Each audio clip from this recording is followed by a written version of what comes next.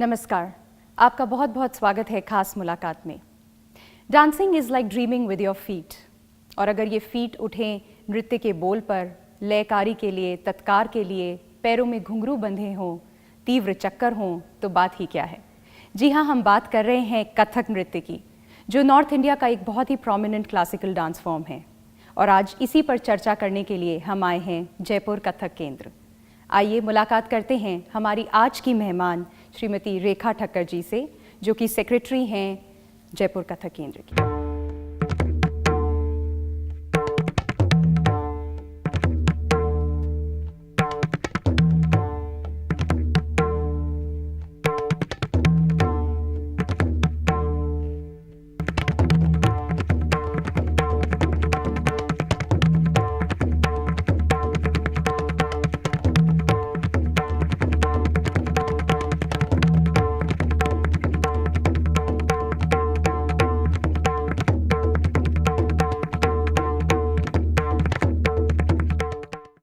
बहुत बहुत स्वागत है आपका रेखा जी इस कार्यक्रम में।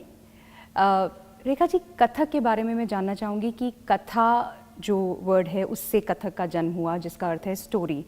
तो कथाकार होते थे जो माइथोलॉजी, लेजेंड्स, एपिक्स में से गाथाएं उठा के और उस पर नृत्य किया करते थे या स्टोरी बोला करते थे। फिर ये मंदिर में भक्ति से लेकर के दरबार में आया, जहाँ पे मुग़ल और पर्शियन इन्फ्लुएंस आया।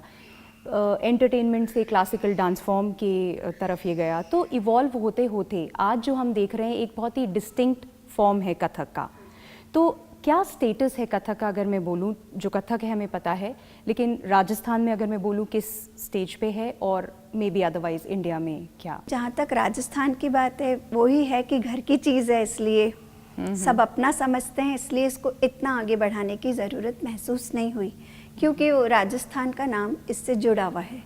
तो राजस्थान में ऐसा नहीं लगा कि इसको और आगे बढ़ाना चाहिए। और स्टेट को लगता है कि कथक उत्तर भारत के और गुजरात है, महाराष्ट्र है, तो इन्होंने आगे बढ़ाया क्योंकि उनका कोई और फॉर्म नहीं था। पर हम इतने ज़्यादा समृद्ध हैं कि कथक की तरफ ध्यान देने का मौका कम मिल पाता है, क्योंकि राजस्थान का फोक भी बहुत समृद्ध है, लोक नृत्य इतना ज़्यादा है, और इसके कारण कथक थोड़ा सा कहीं राजस्थान में पीछे है। पीछे का मतलब ये है कि बहुत सिखाने वाले बहुत है, सीखने वाले बहुत है, लेकिन एक लोगों में जो जागरूकता है कि नहीं इसको आगे बढ़ाना चाहिए, वो थोड़ी कम है। जयपुर कथक केंद्र एक बहुत ही पुराना, आई थिंक 78 से एस्टैब्लिश है ये। 40 साल हो गए। 40 साल हो गए हैं। क्या यहाँ पर जो बच्चे आते हैं या बड़े आते हैं सीखने के लिए, प्रशिक्षण के लिए, फिर डिप्लोमा लेते हैं, क्या स्कोप है उनके लिए प्रोफेशनली? फिर मुझे बहुत ख़राब लगता है कहना कि राजस्थान हम थोड़ा सा पीछे हैं, क्योंकि म्यूज़िकल यूनिवर्सिटी यहाँ नहीं है कोई भी। और आगे जैसे यूनिवर्सिटी में, राजस्थान यूनिवर्सिटी में भी अब शायद खुल जाए, अभी तक राजस्थान यूनिवर्सिटी में कथक सब्जेक्ट नहीं है।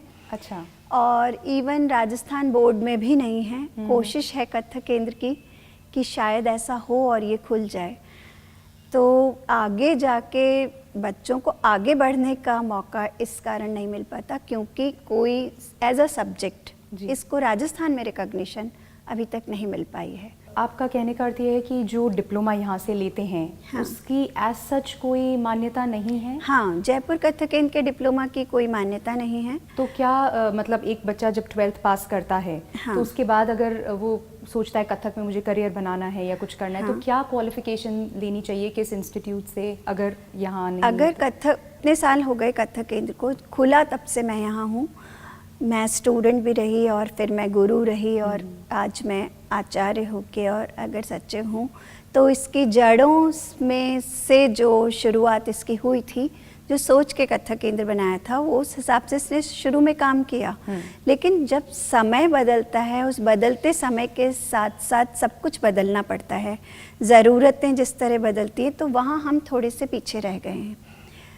अगर जयपुर कथक एक फुल फ्लैजेड ऑटोनॉमस यूनिवर्सिटी हो जाए, कि कथक का एक स्कूल ऑफ कथक जो कि प्राइमरी से लेके और हायर एजुकेशन और फिर यूनिवर्सिटी और रिसर्च तक का अगर यहाँ पे सहूलियत मिलती है, तो मुझे लगता है कि इतना अच्छा पूरे हिंदुस्तान में कहीं भी नहीं होगा अगर कथक केंद्र को ये फैसिलिटीज़ मिल जाती, क्योंकि प्रशिक्षण यहाँ छोटे क्लास से ही है। जूनियर से हम शुरू करते हैं, 7.5, 8, 9, 10 इस उम्र से शुरू करते हैं। अच्छा। और प्राइमरी लेवल, परिपक्वता, डिप्लोमा और पोस्ट डिप्लोमा तक जाता है। तो बच्चा 24 साल में एक अच्छा परफॉर्मर बन जाता है। जी, बिल्कुल। जो इतने साल उसने कथक केंद्र में गुजारे हैं। एक कथक केंद्र ऐसी जगह है जहाँ बच्चे इतने समय तक रुकते हैं, इतने साल अपनी ज़िंदगी के देते हैं, 10, 12, 14 साल देते हैं वो इस संस्था को। लेकिन अगर उनको इसी में कोई रिकॉग्नाइज डिग्री डिप्लोमा मिलता है तो शायद ये वो फ्लरिश होगा। वो इतने 14-15 साल देने के बाद जब बच्चा बाहर गया तो वो चीज़ ख़त्म हो गई उसकी, बिल्कुल, क्योंकि वो इस फील्ड में काम नहीं कर सका, क्योंकि कुछ भी नहीं था। जी। तो ऐसा होता है कि चीज़ें बनती हैं फिर वहाँ काम होता है। ये जगह ऐसी है जहाँ काम हो रहा है, सिर्फ इसको एक मूर्त रूप देना बाकी है। काम उसी स्तर पर हो रहा है। मेरे ख्याल से हिंदुस्तान में जयपुर कथक केंद्र के परफॉर्मर्स अपनी अलग पहचान रखते हैं और उस लेवल से ऊपर काम कर रहे हैं।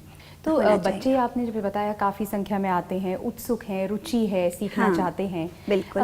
कुछ ऐसे भी होते होंगे जो आर्थिक रूप से उतने सक्षम नहीं हैं, बिल्कुल, लेकिन बहुत अच्छे परफॉर्मर मतलब हैं। नर्तक हैं। बिल्कुल। तो क्या उनके लिए कथक केंद्र, जयपुर कथक केंद्र स्पेसिफिकली कोई सहायता देता है, किसी तरह की स्कॉलरशिप या कुछ? अब पहले शुरुआत हुई थी कथक केंद्र की, तब यहाँ स्कॉलरशिप थी। उसके 2 फायदे थे कि इकोनॉमिकली बच्चों को सपोर्ट मिलता था, क्योंकि कथक नृत्य थोड़ा सा महंगा है। ये अच्छा। महंगा नृत्य इसलिए है कि आपको अपनी पोशाकें सिलवानी होती हैं, आपको ऑर्नामेंट्स लाने होते हैं, रियाज करना होता है, उसके लिए आपको अच्छा नरिशमेंट लेना होता है, साथ ही आपको संगतकारों को भी परफॉर्मर के लिए अरेंज करना होता है। क्लास में तो मिल जाते हैं, लेकिन जब आप प्राइवेट प्रोग्राम करते हैं तो आपको ये सब अरेंजमेंट करने पड़ते हैं। तो आर्थिक रूप से अगर ये थोड़ी सी मदद बच्चों को मिल जाती है तो उनके लिए आसान हो जाता है। और स्कॉलरशिप से एक बाउंडेशन होती है। अगर स्कॉलरशिप जहाँ भी होगी तो बाउंडेशन होगी कि आपको क्लास अटेंड करना ज़रूरी है, अटेंडेंस कंप्लीट होनी चाहिए, तो आपकी क्वालिटी भी बढ़ेगी। रेखा जी, हम बिल्कुल बात करेंगे आपकी कथक जर्नी के बारे में, लेकिन एक छोटे से ब्रेक के बाद। ठीक। कहीं मत जाइएगा, हम हाजिर होते हैं एक छोटे से ब्रेक के बाद।